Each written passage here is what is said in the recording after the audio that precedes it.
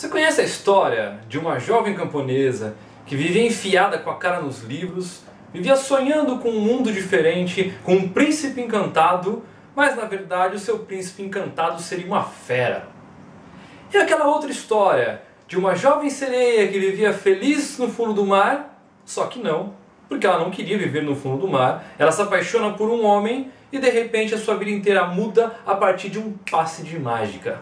Já sabe de quem eu estou falando? Pois é, fique ligado porque o Geek História de hoje vai falar um pouco sobre a Bela e a Fera e a Pequena Sereia. E o Geek História começa agora!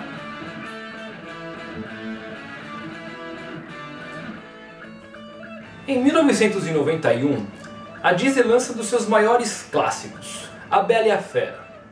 Lembro quando assisti a Bela e a Fera pela primeira vez, a sensação que você tem é algo assim deslumbrante. Porque é uma tecnologia diferente, é uma realidade diferente, são gráficos perfeitos, imagens perfeitas. Você nota essa perfeição, essa riqueza de detalhe nas mínimas coisas. Desde o cenário do castelo, as árvores na floresta, o próprio pelo da fera, o cabelo da Bela. Então você fica encantado com aquilo. E a cena deles dançando naquele salão, cara, aquele salão você jura que é algo real. É brilhante, é sensacional, é um desenho que não só marca gerações, marca a época, mas marca a história da própria Disney nas suas animações. Só que essa história bonitinha que a Disney nos conta, que tem um final feliz, no seu original não é tão bonitinha, embora tenha um final relativamente feliz. A história original ela é contada por Gabrielle Suzanne de Villeneuve. Ela escreve esse conto entre o século XVI e o século XVII, ninguém consegue precisar muito a data. Esse conto vai ser recontado por outra francesa, por um outro italiano, pelo Charles Perrault, que nós comentamos na semana passada. E ele ganha outras proporções, porque a nossa história da Bela e a Fera vai mostrar um homem que é muito rico e ele tem 3 filhas. As duas mais velhas que vivem no luxo, gastando o dinheiro do pai com seus vestidos, são arrogantes, egoístas, e a mais nova que é totalmente simples, graciosa e que vai ser a Bela. Esse cara ele fica pobre, sabe-se lá por quê, e aí nesse contexto ele acaba fazendo uma viagem e nessa viagem ele acaba perguntando para as filhas o que elas querem. As mais velhas querem vestidos e a mais nova pede uma simples rosa. Esse cara vai para sua viagem e na volta ele consegue encontrar uma rosa. Só que essa rosa está dentro de uma propriedade que não lhe pertence e quando ele entra nessa propriedade, esse jardim belo e pega aquela rosa, ele é surpreendido pela fera. A fera quer mantê-lo preso ali e ele conta o porquê ele estava fazendo aquilo e a fera permite que ele volte para se despedir da Bela.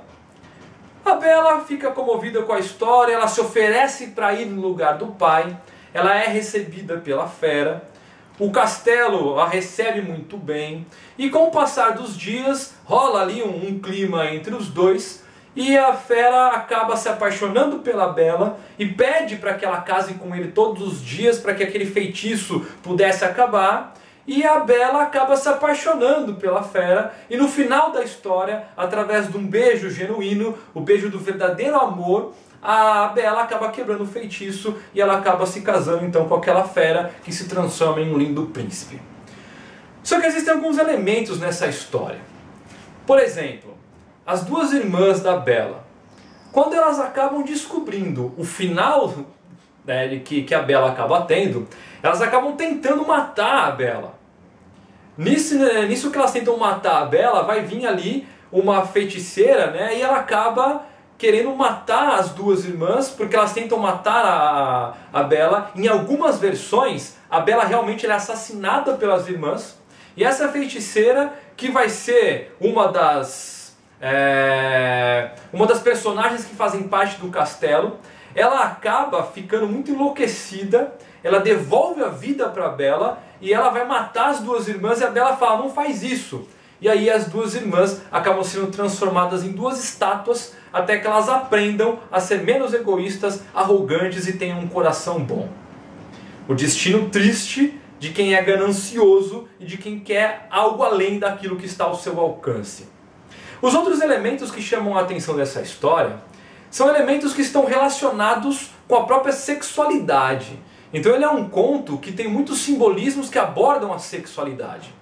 A relação da Bela e do pai.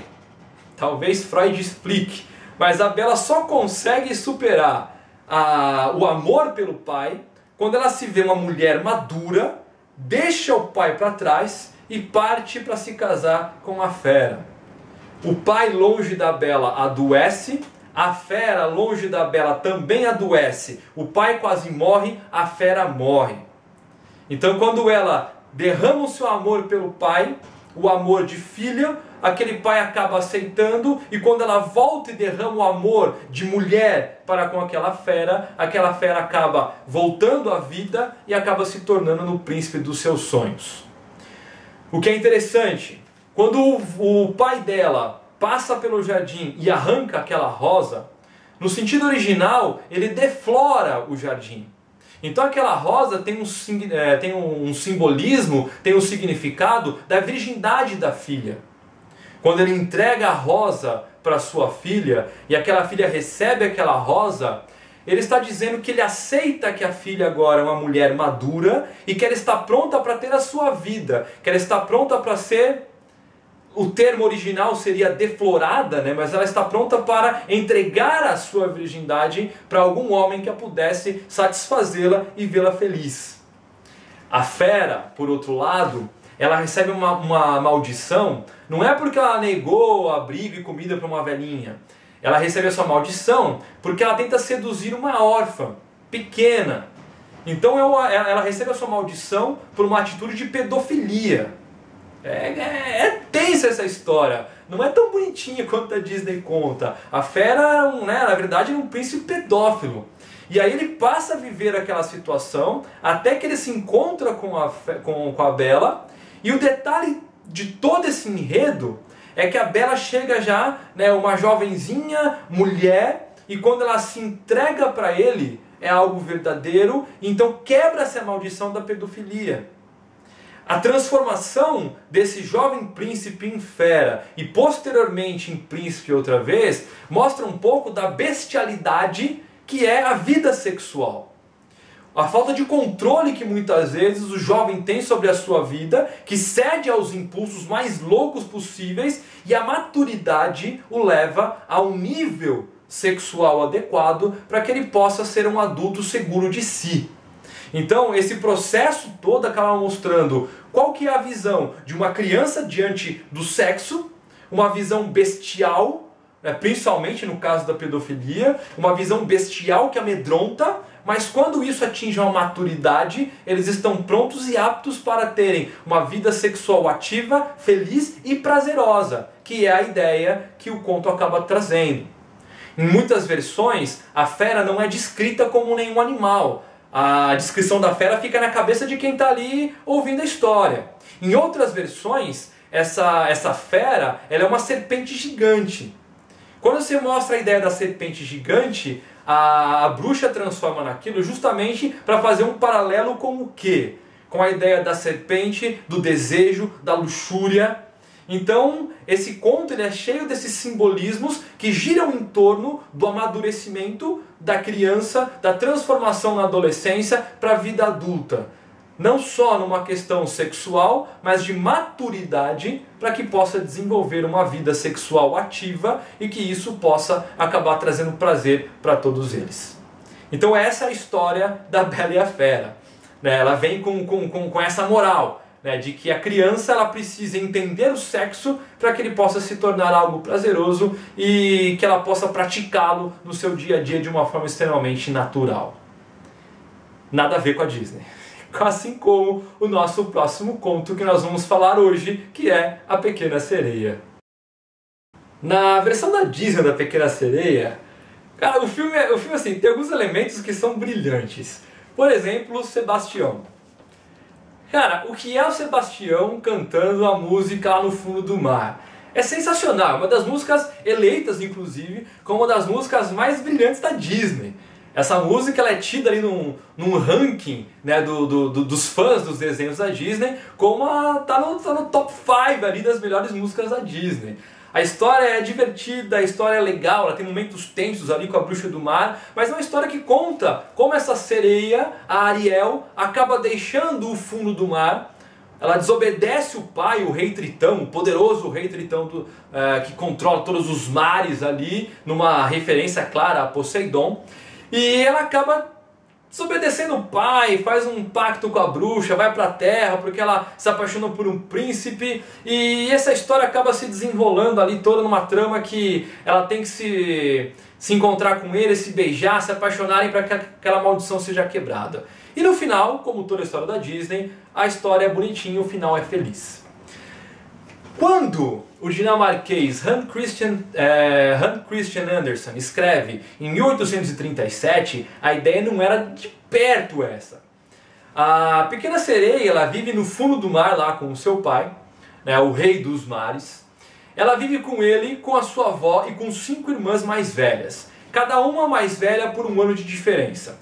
Existia uma tradição, essa tradição dizia que aos 15 anos essas sereias podiam subir à superfície e podiam olhar aquilo que aparecia, podiam observar o mundo fora da água. Quando essa sereia ela faz os 15 anos e ela vai presenciar isso, ela curte pra caramba, só que ela presencia o naufrágio de um navio em que arremessa um cara no fundo do mar e ela salva esse humano, devolve esse humano lá para a terra e ela acaba se apaixonando por ele. Essa relação dela com os humanos começa a ficar mais intensa quando ela vai conversar com a sua avó e pergunta qual que é a diferença do humano e de nós, sereianos. E aí a avó fala que, obviamente, além da cauda, existe algo que é fundamental. A sereia não tem alma e o homem tem uma alma eterna. Quando ela ouve isso, ela fica mais encantada, mais apaixonada e aumenta o desejo dela de subir à superfície e de conseguir encontrar essa alma eterna. Só que para isso ela tem que fazer um pacto com a bruxa do mar. A bruxa do mar, ela diz para ela, olha, beleza, eu vou te dar uma poção, você bebe e você vai lá tentar conquistar esse cara. Só que tem alguns detalhes. Em uma das versões, ela perde a fala, né, bebendo a poção. Em uma outra versão, a bruxa do mar pega uma navalha e arranca a língua dela fora. É melhor ficar com a versão da poção que é mais bonitinha. Ela bebe a poção e a bruxa avisa que aquela poção traria uma dor insuportável para ela. A sua cauda seria rasgada. Ela teria a sensação de que estaria com a perna sendo partida. A cada passo que ela desse, ela sentiria uma dor, como se ela estivesse pisando em pontas de milhares de facas afiadas, e os pés dela sangrariam o tempo inteiro. Nada a ver com aquela magistral transformação que a Disney coloca na Ariel. Mas ela topa, e ela vai. Uma das coisas que ela tem, já que ela perde a voz, ela consegue dançar, e a dança dela encanta o príncipe. Por mais que doa, por mais que ela sofra, por mais que os pés dela sangrem o tempo inteiro, ela dança e ela consegue se apaixonar pelo príncipe ainda mais, e o príncipe consegue se apaixonar por ela.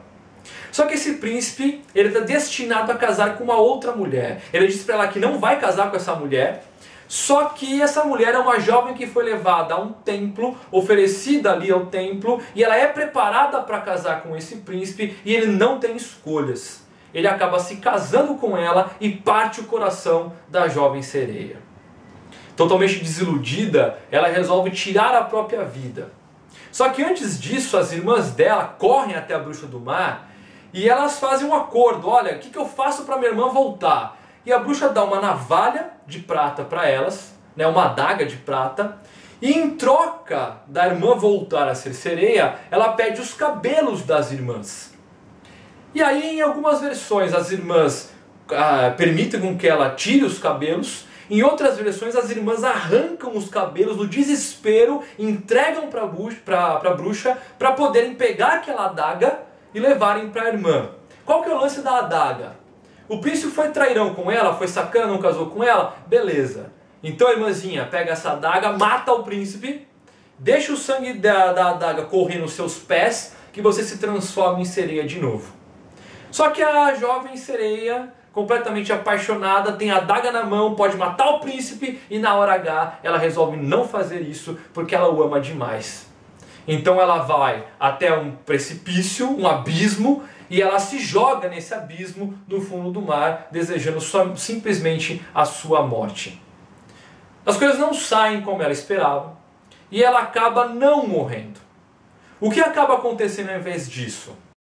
Ao invés da morte, o corpo dela, ao cair na água, acaba se transformando em espuma. Então ela acaba deixando de ser uma sereia e ela acaba se transformando num espírito, na filha do ar. Numa outra versão, ela acaba ficando ali como espuma do mar e ela acaba sendo reconhecida pela sua voz maravilhosa, pelo seu canto e pela história de amor e o sacrifício de amor que ela faz, acaba sendo reconhecido e ela acaba então alcançando essa alma eterna e ela consegue atingir o seu objetivo, embora tenha o coração partido pelo príncipe. Essa é a história da Pequena Sereia. E cá pra nós, a versão da Disney é muito mais bonitinha da gente ter ela em mente, assim como a da Bela e a Fera. E o Geek História vai ficando por aqui. Agradeço a você mais uma vez por nos acompanhar. Muito obrigado por ter assistido o vídeo de hoje. Não se esqueça de se inscrever no nosso canal aqui no YouTube, de curtir a nossa página no Facebook, divulgar nosso vídeo, compartilhar nas redes sociais e, claro, fica ligado porque na semana que vem tem muito mais Geek História pra você, fechando a série Desvendando os Contos. Muito obrigado mais uma vez. Valeu, galera. Até a próxima. Fui!